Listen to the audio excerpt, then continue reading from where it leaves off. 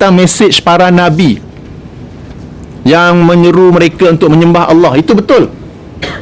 Ya, kita boleh rujuk dalam surah Al-Anbiya ayat nombor 25, surah nombor 21 ayat nombor 25, di mana Allah Subhanahu wa taala berfirman, a'udzubillahi minasyaitonirrajim, wa ma arsalna min qablika, dan tidaklah kami mengutus sebelum kau wahai Muhammad, min rasulin, daripada seorang rasul pun, illa nuhiya ilaihi, melainkan kami wahyukan kepadanya, annahu la ilaha illa ana fa'buduni, bahawa tidak ada Tuhan melainkan Allah. Tak sebut Allah, melainkan ana, saya.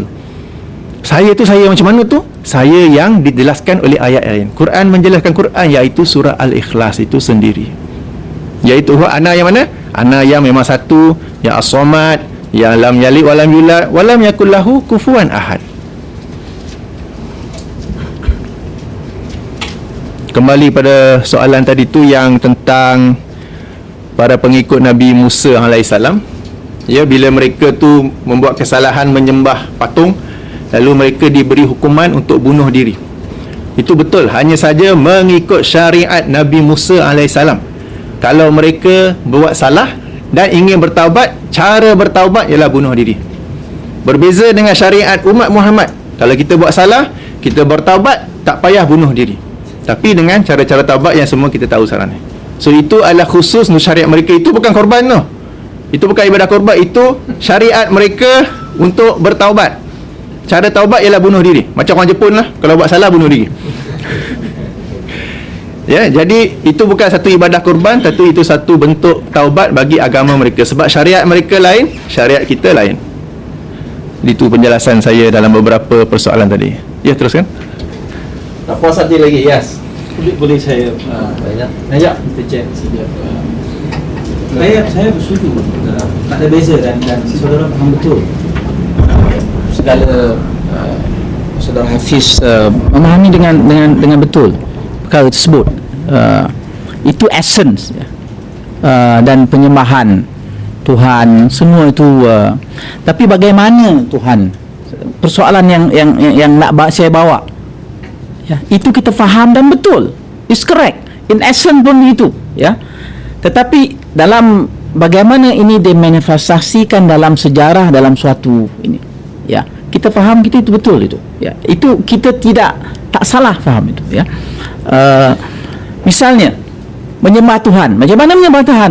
Dalam bahasa Ibrani dia kata Elohim, Adonai, ya, itu bahasanya, ya, tak ada dalam Quran.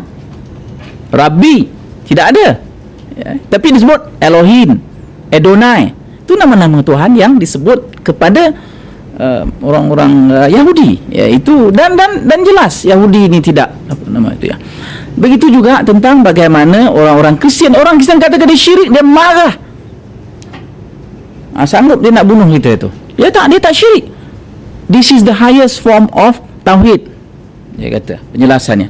Jadi kita nak berdebatlah, ya, berjelaskan, tetapi dia yakin, dan inilah ikut susuk galurnya yang difahamkan daripada Nabi Isa dan juga pengikut-pengikut dan sebagainya. Dan kita harus faham, ya, tentang konsep wahyu, ya, antara orang Kristian dengan orang Islam, ya.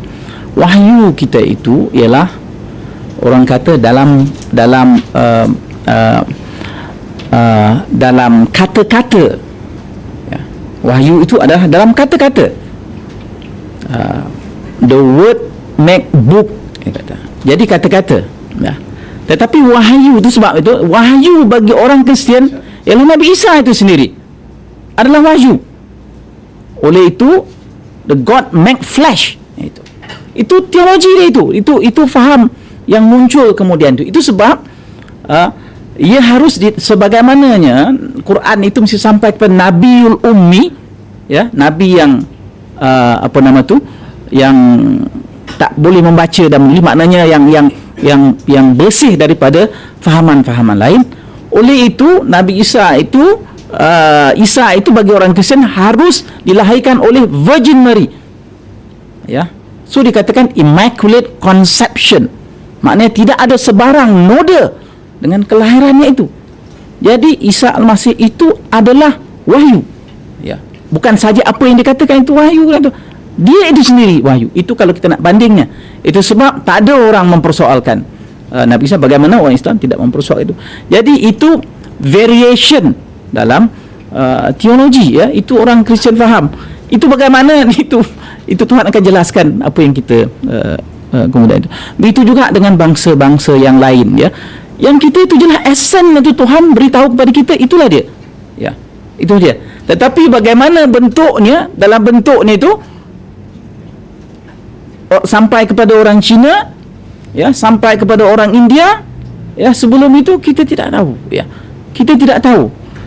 Ini bukan masalah Tuhan tidak konsisten. Tuhan itu infinite, tidak terbatas. Dan Tuhan tu boleh tajalikan diri dia, menyatakan dirinya dengan mana pun. Dia infinite. Jadi Ibn Arabi mengatakan Tuhan itu mentajalikan dia, it will not repeat its self-disclosure.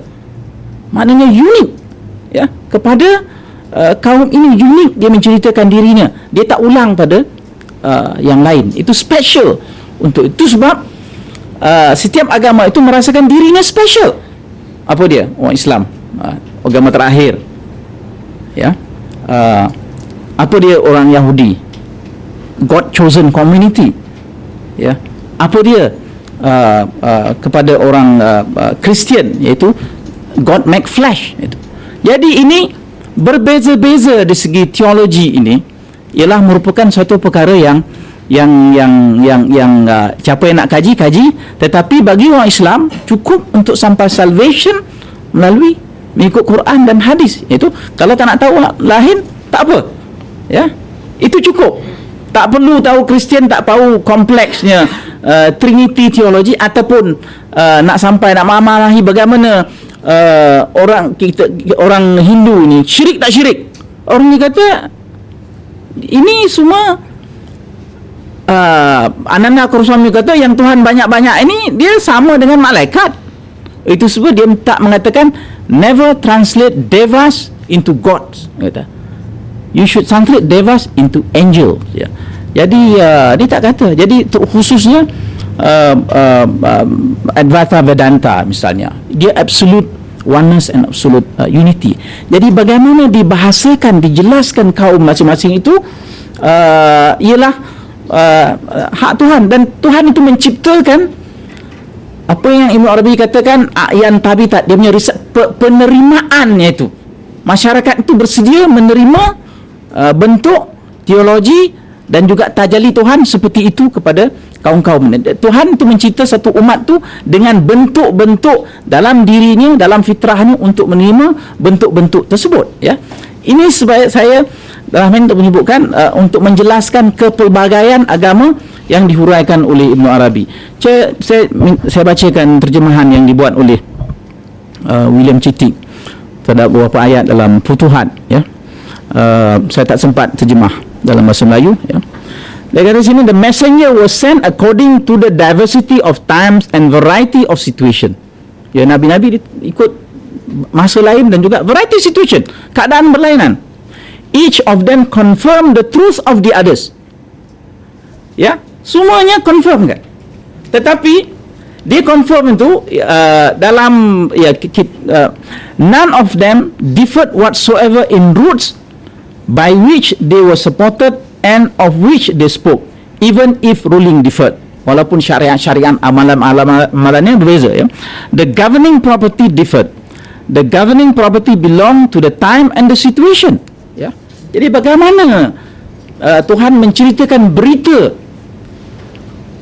sifat-sifat dirinya, ya, kepada umat-umat itu bergantung, ya. Itu Tuhan punya infinite mercy, ya. Bukan dia tak konsisten, dia punya mercy dia, ya, dia punya rahmah dia itu kepada seluruh umat manusia, ya, dikasihkan jalan untuk salvation, ya, dengan syariatnya, dengan kefahamannya tentang Tuhan dan sebagainya, tentang hari akhirat, ya. Ini semua cerita, ya. Bagaimana kefahaman tentang akhirat ini, eskatologi ini satu bidang disiplin yang sungguh kompleks, ya. Orang Islam dijelaskan dalam hadis cerita-cerita misal apa akan jadi lepas kita mati dan seterusnya, ya. orang-orang Hindu dan Buddha dan sebagainya itu. Mereka percaya kepada hari akhirat. Itu sebab percaya kepada Tuhan yang esa dan hari akhirat itu most fundamental element. Pergi mana-mana pun dia akan sama.